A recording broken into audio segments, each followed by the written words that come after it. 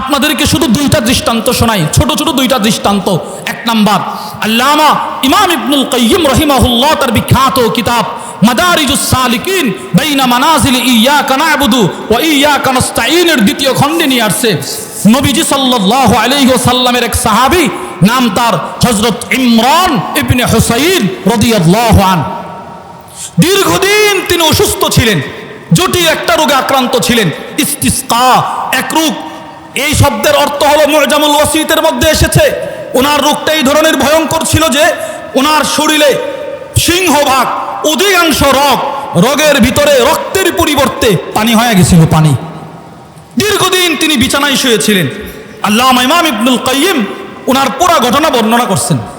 কানা ইমরান ইবনে হুসাইন রাদিয়াল্লাহু তাআলা আনহু উস্তুসকিয়া বাতনুহু।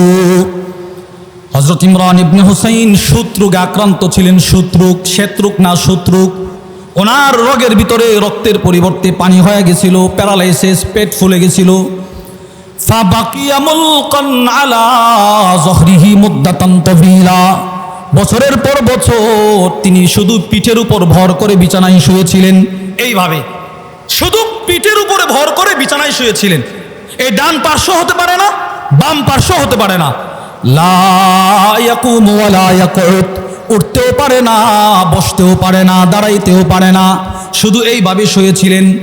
আল্লামা ইমাম ইবনুল কাইয়িম রাহিমাহুল্লাহ বলেন তিনি কি পরিমাণ অসুস্থ ছিলেন শোনো। ওয়াকাদ নুকিবা লাহু ফি সারিরিহি মাওদিউন লিহাজাতি। তিনি যেই খাটে শুয়েছিলেন ওই খাটের নিচ দিয়ে ওনার ইস্তেঞ্জার জায়গা বরাবর কাইটা ছিদ্র করা হলো। উনি যে শুয়েছিলেন ওনার ইস্তেঞ্জার জায়গাটা বরাবর ওই খাটের নিচ দিয়ে কাইটা ছিদ্র করা হয়েছে ইস্তেঞ্জা পরিষ্কার করার জন্য। কি পরিমাণ অসুস্থ ছিলেন একটু চিন্তা করেন। ফাদাখালা আলাইহি মুতাররিফ ইবনে আব্দুল্লাহ। হযরত মুতাররিফ ইবনে আব্দুল্লাহ নবীজি সাহাবীকে দেখতে আসলেন। ফাজাআলা ইয়াবকি লাম্মা রাআ মিন হালি। যিনি সাহাবীকে দেখতে আসছেন তিনি তার অসুস্থতা দেখে কান্না শুরু করে দিলেন। হায় আল্লাহ, আপনি এত অসুস্থ, আপনি উঠতে পারেন না, নড়তে পারেন না, কিছুই করতে পারেন না। তিনি আফসোস করতেছে, যিনি দেখতে আসছে উনি কাঁদতেছে। নবীজির সাহাবী আল্লাহু আকবার, তিনি শুয়ে শুয়ে তার একটা ধমক দিছে, লিমা তাবকি, হে মুতাররিফ তুমি কাঁদো কেন, কাঁদতেছো কেন তুমি? তো তিনি বলতেছেন, যিনি কাঁদতেছে তিনি বলে, লিআন্নী আরাকা আলা হাদিহিল হালিল ফাদিয়া। আমি আপনাকে এই অবস্থায় দেখব কখনো কল্পনাও করি নাই। কি একটা কঠিন অসুস্থতায় আপনি দীর্ঘদিন বিছানায় পড়ে আছেন, আপনার এই দুরবস্থা, কঠিন মুসিবত দেখে আমি কাঁদতেছি। হযরত ইমরান ইবনে হুসাইন তখন একটা জবাব দিছেন। হযরত ইমরান বলে, মুতাররিফ লা তাবকি, কাঁদবা না কেন?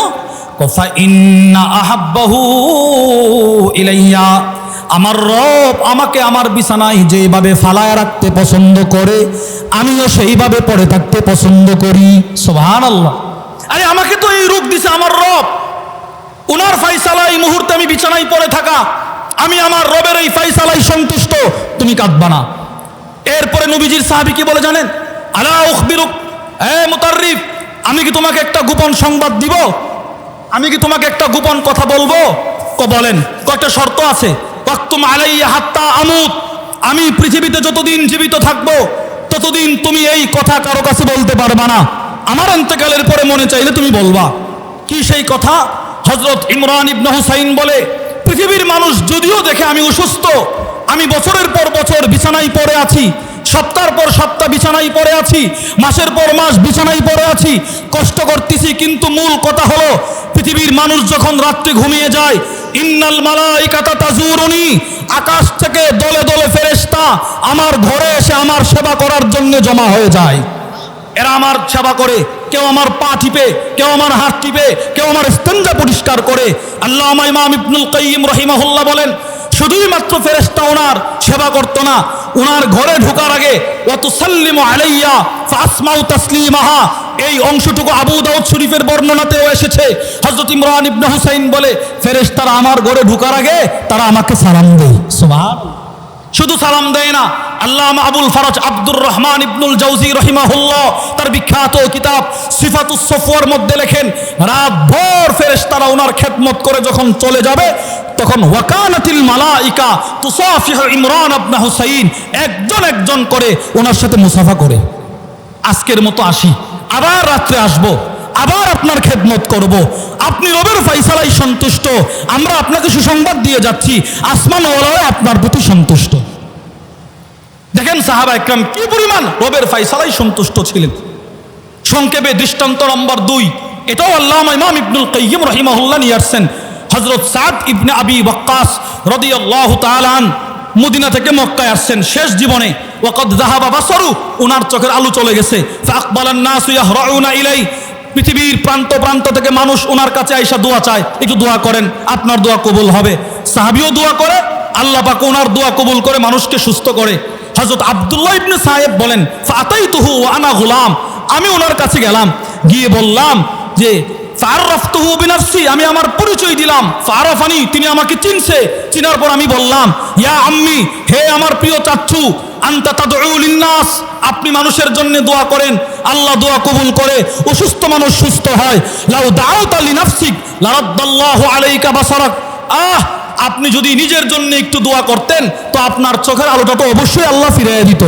একটু দোয়া করেন না নিজের চোখের আলোটার জন্য। তো সাহাবী একটা মুস্কি হাসি দিছে।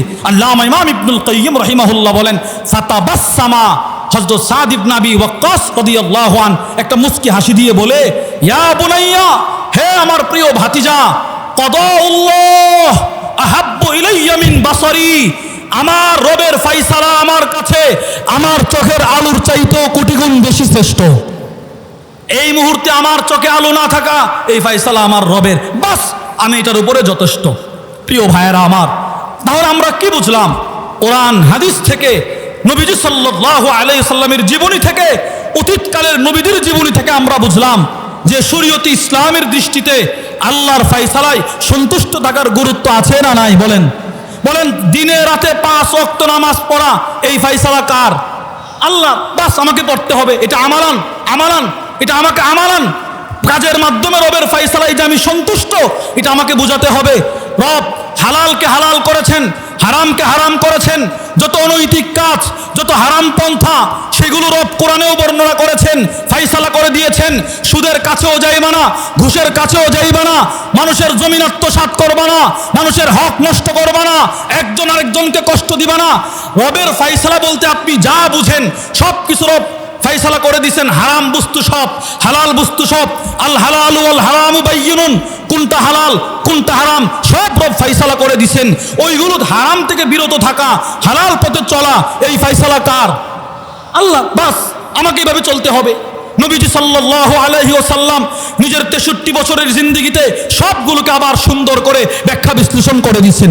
এজন্যে মুমিনকে যে আল্লাহর ফাইসালাই সন্তুষ্ট, হালাল হারাম বেছে চলে, কাজের মাধ্যমেও আল্লাহর ফাইসালাই সন্তুষ্ট, বক্তব্যের মাধ্যমেও আল্লাহর ফাইসালাই সন্তুষ্ট, যদি ওইভাবে চলতে পারি তাহলে আমি মুমিন। তাহলে আমরা বুঝলাম আমাদের জিন্দেগিতে চলার পথে 2টা জিনিস আমাদের সঙ্গী, এক সুখ, দ্বিতীয় দুঃখ, হাসি কান্না। আল্লামা ইমাম ইবনুল কাইয়্যিম রাহিমাহুল্লাহ এই বিষয়টা বুঝাইতে গিয়ে তার বিখ্যাত কিতাব আল ওয়াবিলুস সাইয়্যিব ওয়া রাফিউল কালিমিত তাইয়্যিব, এই কিতাবটা আমাদের এই মাহফিলের স্টলেও আছে। আলহামদুলিল্লাহ, যারা পারেন সংগ্রহ করার চেষ্টা করবেন। অনেক চমৎকার একটা কিতাব। এই কিতাবের মধ্যে এসেছে আল্লামা ইমাম ইবনুল কাইয়্যিম বলেন, বান্দাকে জানো যে আল্লাহর দেওয়া মুসিবতে সবর করবে আর আল্লাহর দেওয়া নিয়ামতে আল্লাহর শুকর আদায় করবে, সে হলো বান্দা। আল্লাহ পাক আমাদের সকলকে যেই কথাগুলো বললাম সেই কথাগুলোর উপর আমাকে আপনাকে সকলকে আমাল করার তৌফিক দান করেন। জীবনের প্রতিটা মুহূর্তে আল্লাহর ফায়সালায় সন্তুষ্টি প্রকাশ করার মতো মেহনত করার তৌফিক দান করেন। সুবহানাকাল্লাহুম্মা বিহামদিকা আশহাদু আল্লা ইলাহা ইল্লা আনতা আস্তাগফিরুকা ওয়া আতুবু ইলাইক। আসসালামু আলাইকুম ওয়া রাহমাতুল্লাহি ওয়া বারাকাতুহু।